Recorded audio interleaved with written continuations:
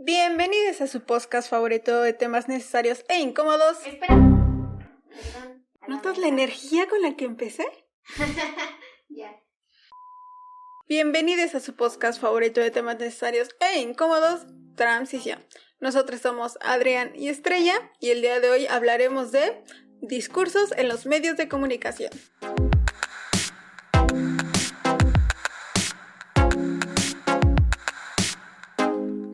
Hace poco les preguntamos en nuestras redes sociales acerca de los temas que les gustaría que tocáramos. Bárbara nos pidió que tocáramos los discursos que legitiman los medios de comunicación. Entonces hablaremos acerca de los discursos más peligrosos que mantienen los medios de comunicación. Si se quedan hasta el final, podrán saber cuál es el discurso más peligroso que consideramos Adrián y yo, que legitiman y perpetúan los medios de comunicación. Primero que nada nos tenemos que poner en contexto en la actualidad. Es decir, nosotros no les podemos dar mucha referencia de por ejemplo, la televisión actual porque ya no consumimos tele. Por lo menos yo ya no, tú creo que nunca. Hicimos una breve encuesta acerca de los programas y series que actualmente están en televisión, sobre todo televisión abierta, respecto a esto para podernos informar más al respecto. Pero tampoco ya no es parámetro, porque por ejemplo, tú le preguntas a una persona de nuestra generación para adelante que consume televisión y el millennial te va a decir que ya no consume televisión. Y mucho peor, la generación Z.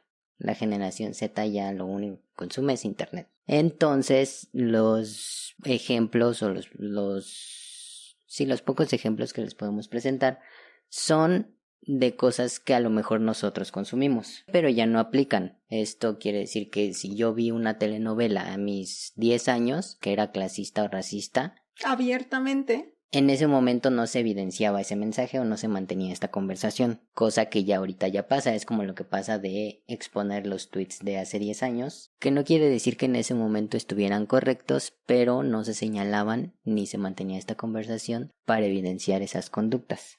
Ahora, también hay que poner sobre la mesa que el alcance de la televisión es mucho más amplio que el del internet. O es más fácil que una persona de clase media para abajo tenga una televisión a que tenga acceso a toda la información en internet. Y por este mismo alcance que estos tienen, los medios masivos de comunicación como lo son la televisión y el radio deberían actualizarse y con esto brindar un contenido más abierto, cuidadoso, sensibilizado y responsable, dado que hay personas que estos son los únicos medios a los que tienen acceso, limitando las opciones para elegir entre el contenido que estos brindan. Ahora, también tengo una queja con periódicos. Muchos de los periódicos más importantes de este país ya perdieron su credibilidad desde que se subieron a redes sociales. Esto porque se subieron al tren de los clics, solamente para crear polémica, es decir, te echan una nota polémica para que o un encabezado polémico a veces, para que la gente dé clic. Y esto sigue, y con esto monetizan los clics, monetizan las vistas y dejaron de lado la información. Y la información real o seria la dan a gente que paga por ella. O sea, por los dos lados monetizan por el lado de la polémica y monetizan por el lado de la información que debería ser pública y que obtienen un beneficio económico por esto. Ahí se va también su credibilidad. Porque... O sea, en mis tiempos donde el periódico más importante de este país era El Universal es uno de los que está haciendo esto en Facebook, en Twitter, en todas las redes sociales, donde se alimentan de los clics con notas polémicas o notas de chismes. A mí el periódico que más me llena de chismes es Milenio, y que era de los más serios o respetados, entre comillas. A mí es el que me llena de chismes en Facebook. El Universal lo mismo, y si quieres acceder a una nota seria en el Universal, te sale que tienes que pagar tu mensualidad. O sea, entiendo que su target o su público que era en medio impreso ya no lo tiene o ya no lo tiene tanto y por lo tanto tiene que buscar otros medios, pero pues no te alimentes de polémicas y de chismes. También tengan muchísimo cuidado con los encabezados. Hay veces que nos vamos con la idea de que justo el encabezado habla totalmente acerca de lo que dice el resto de la nota. cuando en realidad no es así, cuando en realidad hay veces que solo es información incorrecta para justo engancharte con tu clic y engancharte para que consumas esa nota. Entonces, no podemos comentar una nota solamente con el encabezado que acabamos de leer, porque en la mayoría de las ocasiones el resto de la noticia no tiene nada que ver con el encabezado. Entonces, empezando por ahí, tenemos que ser muchísimo más críticas para poder identificar qué medio me está dando qué noticia o qué información y no quedarnos solamente con una fuente. Es como lo que hemos estado platicando en otros episodios, como de que todo lo que platicamos aquí vayan y pónganlo en duda y critiquen y investiguen, porque el punto es que no se pueden quedar solo con lo que en un solo lugar les dicen, incluyendo una sola noticia, ya sea del periódico más prestigioso del país o ya sea del periódico más amarillista. Tiene que empezar a comparar las notas. Así como es en periódicos, así es en televisión, así es también en películas, en series, en internet en general, porque podemos irnos con la idea de que así como me lo presentaron en esa película es la información acerca de ese lugar, de esa circunstancia, de eso lo que sea, cuando en realidad es solamente una forma de mirarlo. Entonces, así pongan en duda absolutamente todo lo que ven, todo lo que escuchan y todo lo que leen, porque necesitan checar más de una fuente para poder llegar a una conclusión que sea creíble, que sea válida. O a crearte tu propio criterio sobre el tema. De cierta forma, yo creo que la audiencia de la televisión es más conservadora que la de Internet. O en Internet se tiene, entre comillas, mayor libertad de hablar de lo que sea. Claro, porque es bien sabido que en la televisión se censura a diestra y siniestra, pero no podemos decir que en Internet esa censura no existe.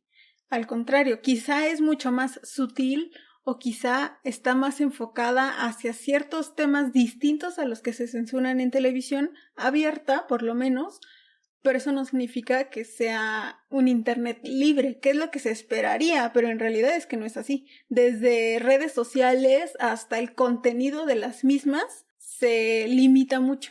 Pero también creo que el que busca encuentra en Internet.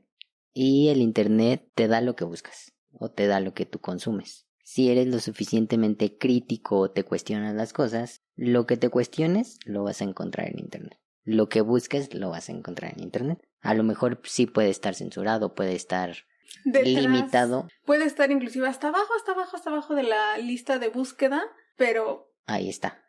Y lo puedes encontrar. Entonces por eso creo que sí hay como mayor libertad en Internet de encontrar cualquier información. También es muy notable ahora que la televisión está tan desesperada porque la consuman que inclusive han llegado a jalar, entre comillas, a personalidades o personas del Internet. ¿Para qué? Pues para subir rating, para conquistar cierto sector de la población que ya no los ve, como en las generaciones jóvenes. El primero de los discursos de los que vamos a hablar es el racismo. Este discurso es muy legitimado en los medios de comunicación masivos y no tan masivos, porque viene de una premisa que dice: en México no somos racistas. Esto comprende los estereotipos que vemos en telenovelas, en programas, como que los morenos son los pobres, los güeros son los ricos, los morenos son delincuentes, los protagonistas son con cuerpos esbeltos, con esta visión eurocentrista que tenemos. Pero espérate, claro que aparecen personajes morenos en las series y en las películas y en las telenovelas. Sí, son los secundarios. Claro, la mejor amiga de... pero pocas veces, si no es que en ninguna ocasión, son personajes primarios o los personajes protagonistas de estos programas. Y los personajes que tienen rasgos indígenas o demás son los de servicio, o el albañil, o el trabajador de limpieza, de lo que se les ocurra. Claro que aparecen, por supuesto que aparecen. Y esto sigue hasta hoy en día. O sea, tú ves una telenovela y la güera es la protagonista y la morena es la amiga o la de servicio, etc. Esto en televisión. El cine mexicano es uno de los más racistas que puede haber en esta vida. Porque justo tenemos que ver también quiénes son quienes realizan estos proyectos, estas películas, series, bla, bla, bla, bla. ¿Por qué? Porque no a todas las personas es posible que se les financie estos proyectos. ¿A quiénes se les financian?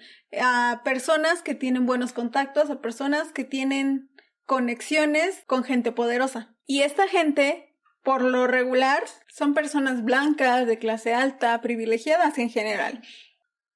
En televisión es muy común no encontrar a conductoras, conductores que tengan tez morena o morena tendiendo al oscuro. No solamente lo que sale en televisión, sino también inclusive ya llegamos al streaming, estas plataformas de streaming en donde existen estos mismos discursos de gente privilegiada. En internet tenemos casos muy básicos, muy comunes, como el de Bárbara de Regil, que asocia la palabra prieto con feo. O el huachican que te dice que decirle así también es racismo o es racismo inverso. El racismo inverso no existe, o sea, no hay forma en la que una persona blanca se sienta oprimida por una persona morena o negra. No hay forma en la que la estructura te diga que la pobre persona blanca es la que está sufriendo. El segundo discurso es el clasismo. También todas las telenovelas mexicanas son clasistas. En el clasismo evidenciamos la desigualdad económica que existe en el país. En el clasismo tenemos los estereotipos de que los pobres son vagos, los pobres son delincuentes, los ricos son muy trabajadores y la pobre tiene que casarse con el rico para superarse. ¿Pero qué hacen los medios de comunicación al respecto? Aparte de perpetuar estos estereotipos, los medios de comunicación empiezan inclusive a romantizar la pobreza. Es decir, estas notas acerca de que caminó durante horas para poder llegar a su escuela, ese es un ejemplo de superación personal, o esa gente pobre que a pesar de haber nacido en esa situación precaria, logró ser rica, logró ser poderosa, logró ser empresaria. Logró estudiar como si fuera un privilegio que debería solamente darse a cierta parte de la población, cuando en realidad se supone que debería ser un derecho. Inclusive es tanta esta romantización de la pobreza que hablan como casos inauditos la superación personal de alguien que salió justamente de este sector de la población. En la televisión, en casi todas las novelas son clasistas. Todas las telenovelas te muestran a esta persona pobre que se enamora de un rico, estas escuelas a las que nadie tiene acceso y los reality shows, todos tienen participantes con historias terribles que están ahí para superarse. Claro, ¿cuántas veces hemos escuchado de ese reality show de música o de cantar que se relaciona con que es que había veces en las que no podía ni comer, por eso me iba a tocar a los camiones y así es que sacaba, ¿saben? Entonces, de alguna forma le sacan provecho a estas historias porque estas historias apelan a lo emotivo y lo emotivo también ayuda a que de alguna forma inclusive desembolsen porque hay muchas de donaciones, hay muchas inclusive de vota por tu antes. En mis tiempos había esos de habla al 01900 y entonces era una llamada que te costaba como 20 pesos cada uno de los minutos a los que llamabas. Ahorita ya son por vota en la red social acerca de esto. Pero esto se ha ido actualizando, se ha ido renovando, pero siguen apelando a estos discursos. En internet están virales la Lady tal, el Lord tal, que apela a superpotencia, apela a tener una mejor posición porque en la mayoría de las ocasiones, si no es que en casi todas, es una persona que va a consumir un servicio, es una persona que va a consumir un producto y entonces se ve en esta posición desigual de yo tengo el dinero, entonces yo mando y tú me tienes que servir a mí y no solamente servir como un servicio, sino servir de casi que te tienes que tirar al piso como alfombra para que yo pueda pasar. En estos también encontramos a esos bloggers que creen que todas las personas se manejan desde su privilegio blanco, desde su privilegio de clase, desde su privilegio de educación, aunque hay muchas personas que no han terminado ni la preparatoria, pero tienen justamente este dinero porque no necesitaron terminar la preparatoria ni terminar sus estudios para poder tener el control. Otro de los discursos legitimados por los medios de comunicación es la narcocultura. Esta cultura, entrecomillado, que habla acerca de que todo lo que tenga que ver con los narcos es algo aspiracional. Inclusive retratándolo como que es la única alternativa que tienen viniendo de la pobreza. O sea, que no pueden hacer otra cosa y que no les queda otra alternativa más que esa. Que justamente se combina con lo que acabamos de decir, el discurso del clasismo. ¿Por qué? Este discurso de la pobreza, de cómo puedes aspirar a ser una persona rica, poderosa, ¿cómo? Pues violentando. La narcocultura en general habla acerca de la violencia. Violencia a todas las personas que se les crucen. Ahora, Agárrate que se preparan. uno de mis discursos favoritos, de los cuales está plagada sobre todo la televisión, es el religioso. Esto evidentemente con programas que ya conocemos, como La Rosa de Guadalupe, como Las Mañanitas a la Virgen, como las coberturas de radio y televisión cuando viene el Papa, etc. Inclusive esa cobertura 24/7 de cuando se va a elegir un nuevo papa, también. Entonces yo dije, ¿acaso no hay alguna cosa en donde se diga que la televisión debe ser laica? Porque si se supone que sabemos que en México el Estado es laico, si se supone que no hay una forma en la que se deben combinar tanto la iglesia o las religiones con el Estado, como pues sabemos que sí hay libertad de expresión, que sí hay libertad de culto, libertad de creencias, pero no se puede enseñar la religión en la escuela, por ejemplo. Y no puedes inundar la televisión abierta de discursos religiosos. Entonces, nos metimos a investigar. Nos encontramos con que el 15 de julio de 1992, con Carlos Salinas de Gortari como presidente, se publicó en el Diario Oficial de la Federación la Ley de Asociaciones Religiosas y Culto Político. ¿Y qué nos dice esto?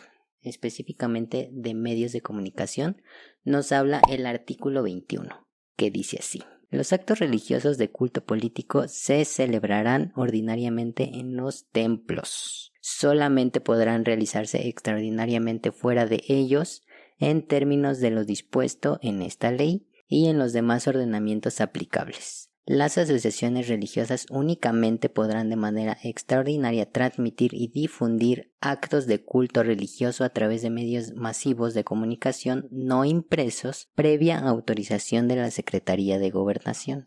En ningún caso los actos religiosos podrán difundirse en los tiempos de radio y televisión destinados al Estado. En estos casos mencionados en el párrafo anterior, los organizadores, patrocinadores, concesionarios y propietarios de los medios de comunicación serán responsables solidariamente junto con la asociación religiosa de que se trate, de cumplir con las disposiciones respecto a los actos de culto público con carácter extraordinario. No podrán celebrarse en los templos reuniones de carácter político. Es justo lo que estamos hablando, que ni la iglesia en el Estado ni el Estado en la iglesia. Ahora, esta ley tuvo una reforma en el periodo de 2009 a 2012 en la 61 legislatura de la Cámara de Diputados. Y esta reforma dice un párrafo así: el contenido de libertad religiosa es, en consecuencia, fundamentalmente negativo. Es el derecho de la persona a no ser coaccionada por el Estado,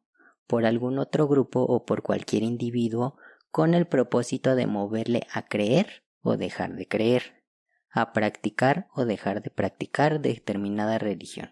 De ahí que el compromiso esencial del Estado es garantizar que no se produzcan presiones o coacciones sobre las personas, o que de producirse habrá un remedio adecuado para que cesen y obtenga la persona la reparación debida. ¿Esto qué nos quiere decir? Que no deberían estar estos programas en televisión. Ahora, yo le dije, no abogando desde el lado ateo, porque hay inclusive en esa misma reforma hablan acerca de que el país como tal no se considera ateo, sino laico. Laico no significa que esté en contra de todas las religiones, al contrario, significa que no va a priorizar ninguna religión por encima de otras. Cuando en otros estados son ateos, se habla acerca de cómo es que se básicamente prohíbe hablar acerca de religiones e inclusive se habla de cómo es que esto va en contra de las normas y las reglas del país. Pero el que no seas ateo tampoco quiere decir que te tengas que poner del lado de la religión dominante y solo bombardees la televisión abierta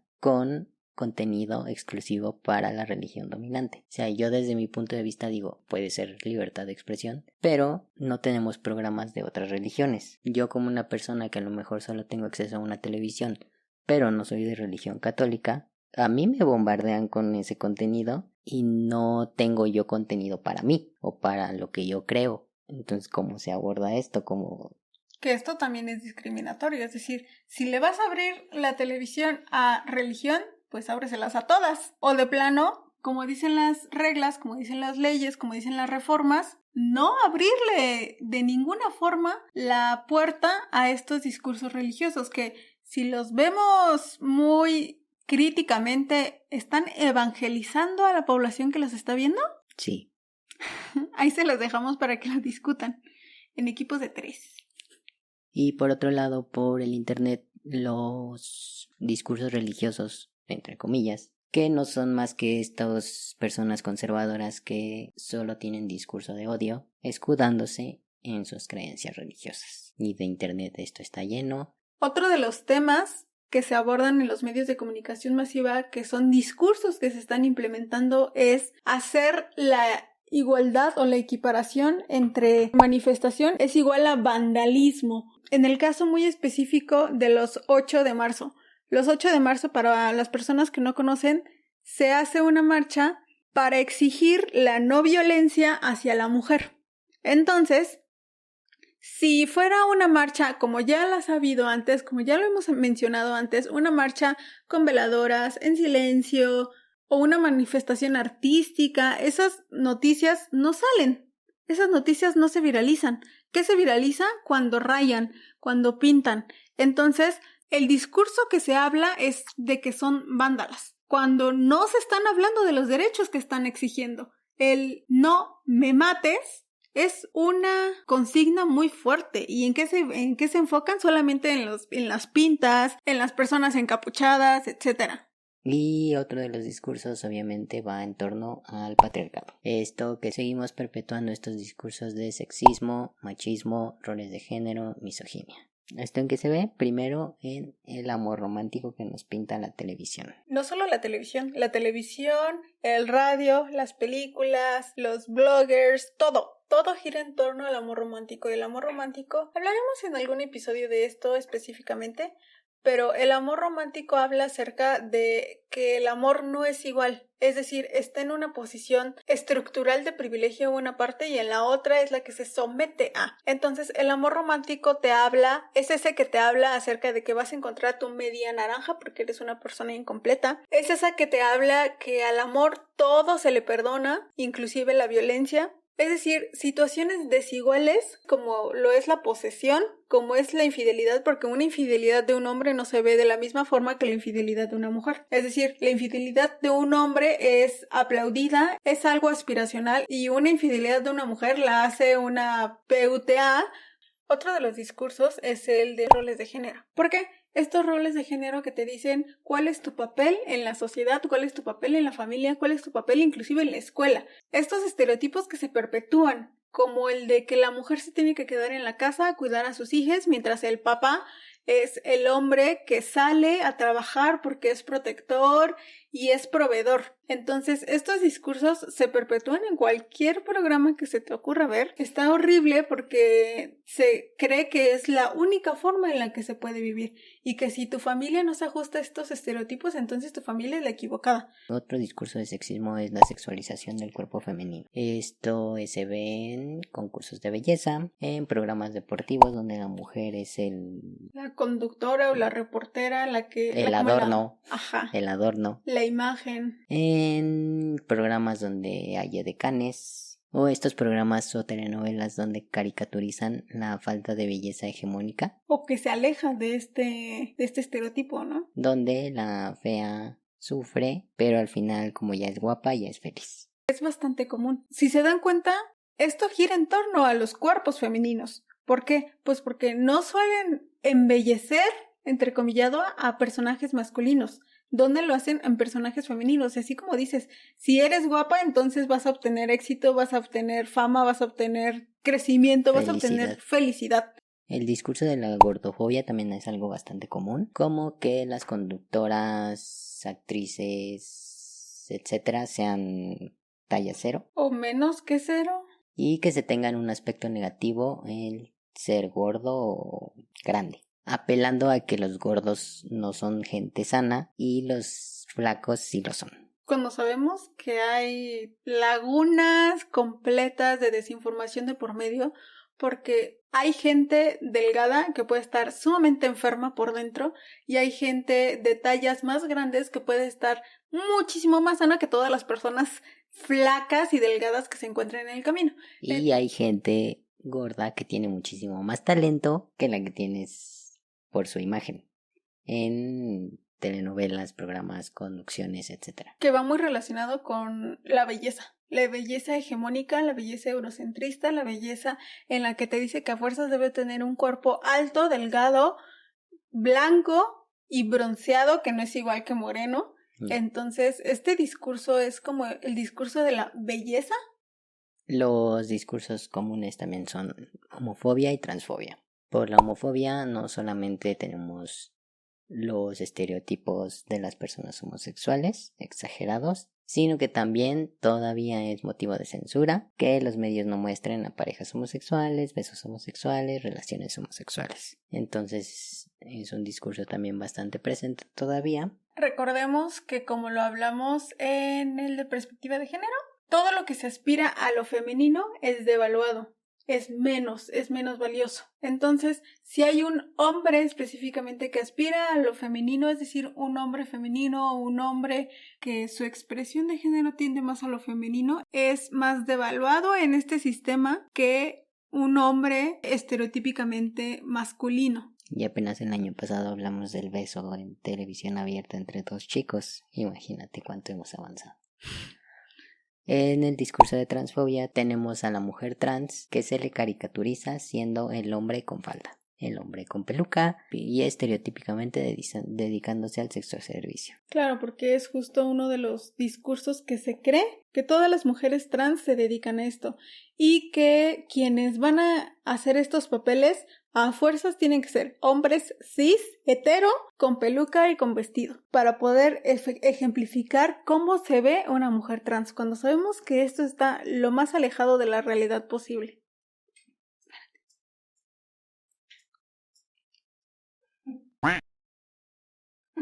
Sí sale.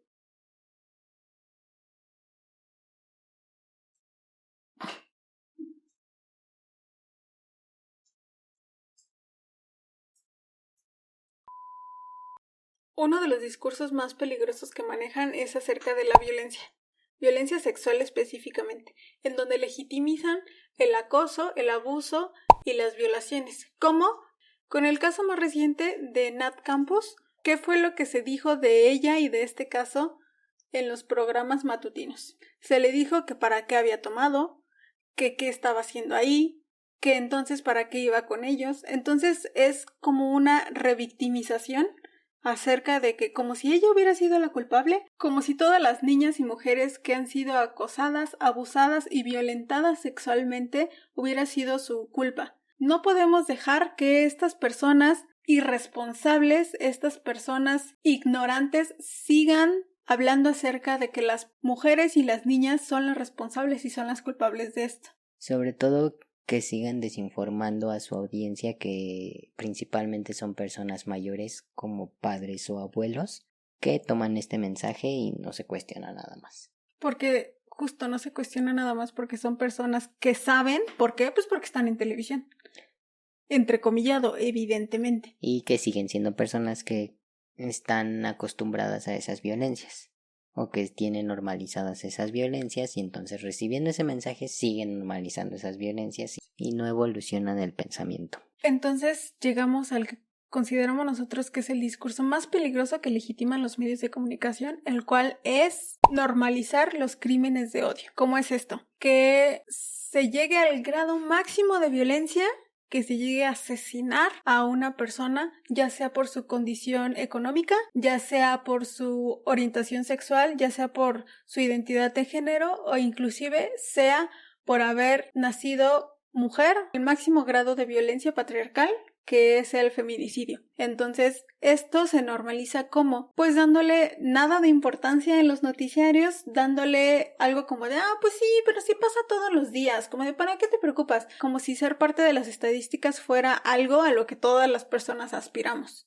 Si en próximas ocasiones tú ves algún programa, alguna serie, algún noticiario o lees alguna noticia, sé muy crítico conforme a lo que tú estás leyendo, a lo que estás conociendo. Ahora no queremos decir tampoco que ver estos programas está mal. O sea, tampoco se trata de sentir culpa o algo así porque vemos algo o nos gusta algún programa, sino todo se basa en eso, en cuestionar qué estoy viendo, en cuestionar qué estoy consumiendo y en identificar todos estos discursos negativos, violentos, agresivos, y hacernos de nuestro propio criterio con eso. Y saber que no es normal esto, es decir, no es normal nada que legitimice lo que acabamos de hablar, y solamente eso, hacerlo consciente para saber qué decides también consumir y qué decides dejar de consumir. Esto es muy importante. Entonces, si consideras que se nos pasó algún discurso que legitime los medios de comunicación, por favor, háznoslo saber. Agradecemos mucho a quienes participaron en nuestra encuesta en las redes sociales. ¿Les gustaría que sigamos haciendo más encuestas o preguntando qué temas les gustaría que abordáramos? Háganoslo saber en los comentarios, háganlo saber con su like, con su compartir. Recuerden seguirnos en nuestro Twitter, Facebook e Instagram como Transición. Piquen a todos los botones. Si solo nos escuchan, denle seguir al podcast. Y si nos ven en YouTube, denle suscribir, like y denle click en la campanita para que les avise cada que subimos un nuevo episodio. Entonces, también recuerda que está en tus manos exigir un mejor contenido al medio de comunicación al que tú te apegues, exigir que el contenido sea de calidad y no de cantidad. Sé consciente de qué es lo que estás consumiendo, para qué lo estás consumiendo y si esto te está enseñando, qué es lo que te está enseñando. Recuerda que tú haces este mundo más bonito. Nos escuchamos a la próxima. Chao. Bye.